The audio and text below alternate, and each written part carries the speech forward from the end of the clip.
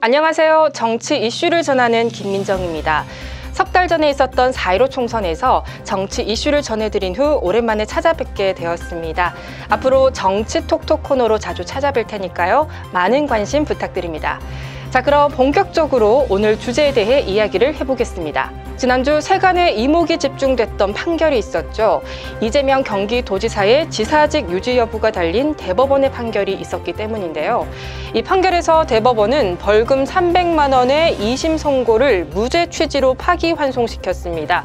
이에 따라 이 지사는 당선 무효형이라는 최악의 상황에서 벗어나며 기사회생했습니다. 경기지사직을 지켜낸 더불어민주당. 하지만 민주당은 결코 웃을 수만은 없을 텐데요. 바로 2주 전 국민에게 충격을 가져다준 소식 때문입니다. 박원순 전 서울시장이 성추문에 휩싸이며 자살이라는 안타까운 결말로 서울시장직에서 내려오게 됐습니다. 이 같은 더불어민주당 지자체장이었던 오거돈 전 부산시장이 성추문 사건으로 사퇴한 지 석 달이 채 되지 않은 시점에서 또다시 성추문에 휘말리게 된 더불어민주당. 이해찬 민주당 대표는 국민들께 큰 실망을 드리고 행정 공백이 발생한 것에 대해서 책임을 통감합니다. 행정 공백이 발생한 것에 대해서 책임을 통감한다며 안희정 전 충남지사, 오거돈 전 부산시장에 이어 박원순 전 서울시장 등 당내 성추문 의혹에 대해 공직자들의 부적절한 행동을 차단하고 기강을 잡을 특단의 대책을 마련하겠다고 밝혔습니다. 그렇다면 이들이 남겨놓고 간 자리는 어떻게 되는 걸까요? 성추문에 휘말리며 공석이 된 핵심 광역단체장 2곳, 천만 수도의 서울과 대한민국 제2의 도시 부산의 보궐선거가 진행되면서 2004년 재보선 이래 최대 규모로 펼쳐질 전망입니다. 특히 서울시장의 경우 당선된다 해도 1년 2개월 정도만 재임하게 되는데 벌써부터 대선 전초전이란 말까지 나올 만큼 정치권의 관심은 어느 때보다 뜨겁게 달아오르고 있습니다. 이렇게 뜨거운 관심 때문일까요? 서울시장 보궐선거 후보군의 하마평이 벌써부터 세간에 오르내리고 있는데요. 야권의 도전과 여당의 고민 속에 어떤 인물들이 후보로 거론되고 있는지 알아보겠습니다. 성추문으로 인한 골석인 만큼 어느 때보다 여성 후보들이 거론되고 있습니다.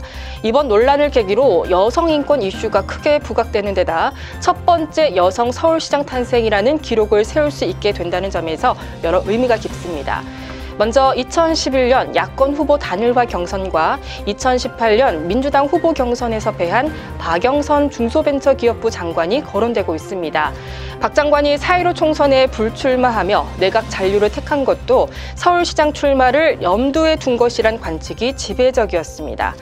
또한 총선 출마 대신 입각을 택한 추미애 법무부 장관, 박 시장과 함께 서울시 정무부시장으로 호흡을 맞췄던 임종석 전 대통령 비서실장의 출마 가능성도 거론되고 있습니다. 잠재적 후보 중 한 명으로 꼽히던 이인영 의원은 이번에 통일부 장관 후보자로 지명되면서 보궐 출마는 사실상 어려워졌다는 분석입니다. 반면 미래통합당의 분위기는 어떨까요? 미래통합당은 이번 재보선을 회생 기회로 삼고 있을 텐데요.